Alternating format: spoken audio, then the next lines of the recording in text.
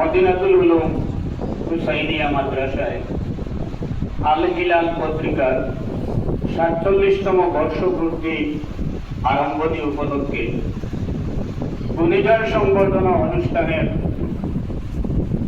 বিরল বৈশিষ্ট্য প্রাণপ্রিয় সভাপতি, মঞ্চে উপবিষ্ট আমারই এলাকার সর্বজন শ্রদ্ধেয়, যিনি শুধু ভারতবর্ষে নয় বহির দেশেও যার সুনাম এবং সুখ্যাতি বিয়পি আছে, সেই আলিমে দ্বীন যাকে আমরা সবসময় শ্রদ্ধা অবনত শিরে যার চরণ তুলা নেই, উনি আর কেউ নন আজকে সবার সম্মানিত প্রধান অতিথি। মঞ্চে উপবিষ্ট বিশিষ্ট গুণীজনেরা, মঞ্চে বসে শুনলাম সম্মানিত নৃপেন চক্রবর্তী গুণীজন মহাশয়ের বক্তব্য, যেটা আমার হৃদয়ে সত্যিকার অর্থে আমার হৃদয় তুলপাড় করে দিল।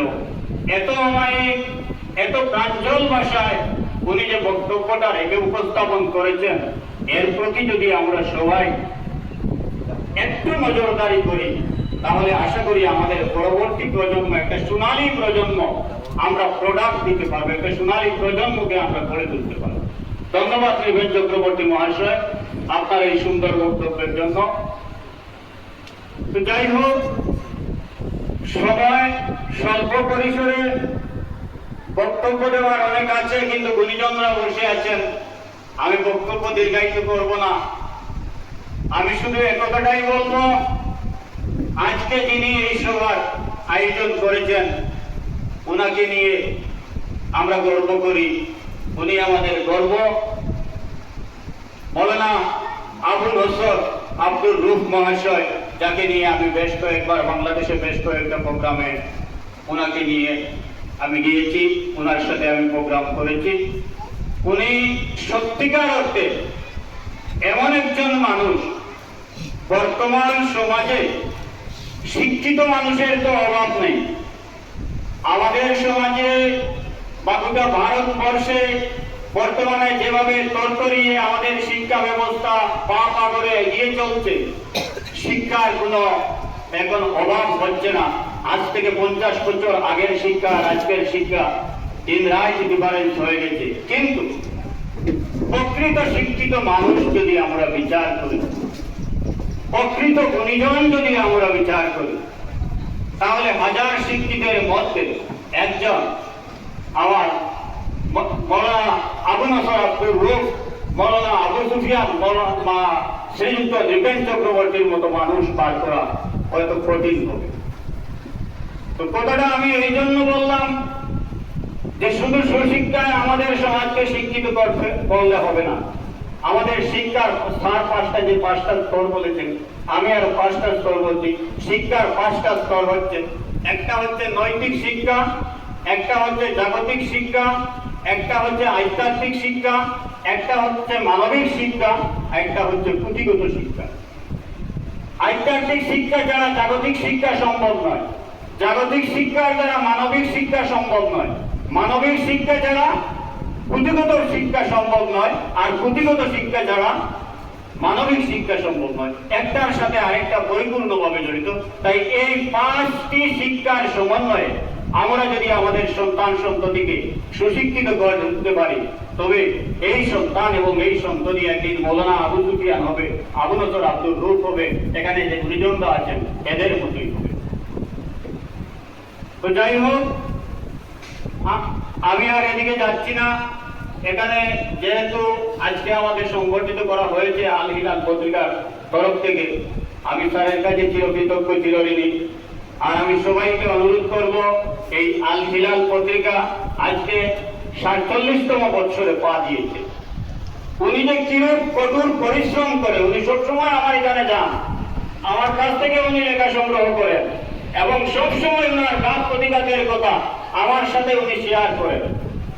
উনি যে কি ধরনের কষ্ট করে আমাদের মাতৃভাষা বাংলা, এই বাংলা ভাষাটাকে জিয়ে রাখার জন্য মাতৃভাষাটাকে পরবর্তী প্রজন্মের কাছে একটা দলিল স্বরূপ রেখে যাওয়ার জন্য উনি যে প্রচেষ্টা চালাচ্ছেন, দিন রাত একাকার করে উনি যে এই পত্রিকাটা জিয়ে রেখেছেন, তার জন্য আমি শুধু ত্রিপুরাবাসীর তরফ থেকে নয়, সমগ্র আসাম তথা ভারতবাসীর তরফ থেকে আমি ওনার দীর্ঘায়ু কামনা করি এবং ওনার সুস্বাস্থ্য কামনা করছি। ওনার মতো মানুষ আমাদের সমাজে অত্যন্ত প্রয়োজন। এ ধরনের মানুষ চলে গেলে আমরা নিরহায় হয়ে যাব, আমরা নিষ্পেষিত হয়ে যাব। একটা কথা না বললেই না হয়, আমি আগেই বলেছি শিক্ষার কোনো অভাব নাই, কিন্তু আমরা প্রায় সময় দেখি, বিগত কিছুদিন আগে বলতে লজ্জা হয়, আমাদের এখানে একটা উচ্চ কলেজে মাতৃভাষা দিবস উপলক্ষে একজন প্রধান অতিথি আনা হয়েছে। উনি এদিনকের সভায় প্রধান অতিথি, আমরাও সেদিন সেখানে ছিলাম। তো উনি বলছেন, আমাকে ক্ষমা করবেন ওনার বক্তব্যের আগে, যে আমি শিলচরের লোক, বলছেন আমি মাতৃভাষায় কথা বলতে পারি না, আমি ইংরেজিতে স্পিচ রাখবো। শুনে আমার মনটা কিরকম হয়ে গেল, ফলাফলা হয়ে গেল। আমি সঙ্গে সঙ্গে মাইক্রোফোন হাতে নিয়ে বললাম, স্যার, যেহেতু আপনার ভাষায় পার্শ্ববর্তী শিলচরে বাংলা ভাষার পীঠস্থান হিসাবে ধরে নেওয়া হয় বরাক উপত্যকার, আপনি শিলচরের লোক, আপনি তো বাড়িতে বাংলা শিখেছেন, বাড়িতে তো বাংলায় পড়াশোনা করছেন, আপনার মাকে আপনি মা বলে ডাকেন, বাবাকে বাবা বলে ডাকেন, তাহলে কেন আপনি বাংলা ভাষায় বলতে পারবেন না? আপনি বড়ুয়া ভাষায়, আজকে যেহেতু মাতৃভাষা দিবস, অন্য যদি প্রোগ্রাম হতো বিকল্প কথা ছিল, যেহেতু মাতৃভাষা দিবস সেই হেতু আপনি বাংলায় বক্তব্য রাখতেই হবে আপনাকে। তো শেষ পর্যন্ত এই ভদ্রলোক বাংলায় বক্তব্য রাখলেন। এই হচ্ছে আমাদের বাংলার ভাব। তো আমার বাংলা ভাষাটাকে যদি আমরা জিয়ে রাখতে না পারি, আপনারা শুনলে, শেষ করে নিচ্ছি, শুনলে আশ্চর্যান্বিত হবেন, গোটা বিশ্বের 200টা ইউনিভার্সিটিতে বাংলা ভাষা সমহিমায় পড়ানো হচ্ছে। এমনকি বাংলা ভাষায় সর্বপ্রথম রবীন্দ্রনাথ ঠাকুর নোবেল পুরস্কার পেয়েছিলেন আমার এই বাংলা ভাষার উপর। এই বাংলা ভাষা বিশ্বের শ্রুতিমাধুর্য ভাষার সুখ্যাতি অর্জন করতে সর্বৈব সফল হয়েছে আমার এই বাংলা ভাষা। এই বাংলা ভাষাকে অবহেলা করলে চলবে না। তো যাই হোক, আমি বক্তব্য শেষ করে নিচ্ছি, 1 মিনিট।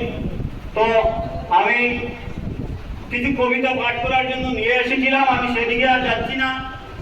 ইদানিং আমাদের আসাম রাজ্যে আমাদের মাননীয় মুখ্যমন্ত্রী আন্তরে এই মানুষের নিরাপত্তার জন্য সবার হাতে বন্দুক তুলে দেওয়ার একটা আইন পাশ করে নিয়েছেন। বন্দুক দিবেন সবার হাতে, মানুষের হাতে বন্দুক তুলে দিবেন।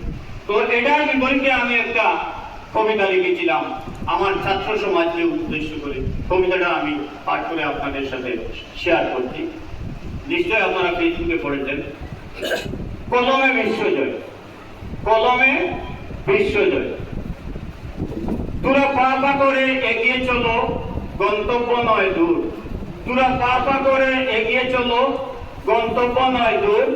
আদার পেটে আসতে দে সোনালি সেই গুড়।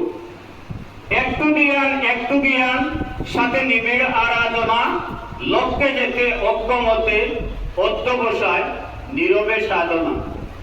কলম হাতে এগিয়ে চলো, তোরা দেশের ভবিষ্যৎ। কলম হাতে, ছাত্রদের উদ্দেশ্যে বলছি, কলম হাতে এগিয়ে চলো, তোরা দেশের ভবিষ্যৎ। কলম দিয়ে বিশ্ব জয়ে এবার নেওনারে শপথ। চাইনা নিতে বন্দুক হাতে, শান্তি মানে কলম সাথে। চাইনা নিতে বন্দুক হাতে, শান্তি মানে কলম সাথে। জ্ঞান প্রবাহ জ্বালিয়ে সবাই জাগব নবীন প্রাতে। শিক্ষার আলোয় জগৎটাকে করব জ্যোতির্ময়। শিক্ষার আলোয় জগৎটাকে করব জ্যোতির্ময়। আমরা কলম দিয়ে অসুর নাশের করেছি প্রত্যয়। আমরা বন্দুক দিয়ে নয়, আমরা কলম দিয়ে অসুর নাশের করেছি প্রত্যয়। এবার বই করেছি বুকে ধারণ, কলম নিচ্ছি হাতে। এবার বই করেছি বুকে ধারণ, কলম নিচ্ছি হাতে। জ্ঞান লোভীকে ছুটছি সবাই সদ্গুরুর সাক্ষাতে। শিক্ষাগুরুর দীক্ষা নিয়ে গর্ব নতুন করে দেশ। শিক্ষাগুরুর দীক্ষা নিয়ে গর্ব নতুন করে দেশ। যেটা হিন্দু মুসলিম বৌদ্ধ খ্রিস্টান সমপরিবেশ। ভবিষ্যতের কথা ভেবে উদ্দেশ্যবে করেছি বন। ভবিষ্যতের কথা ভেবে উদ্দেশ্যবে করেছি বন। দৃঢ় মনোবল কলম সম্বল হবে দেশের উত্তরণ। ধন্যবাদ সবাইকে।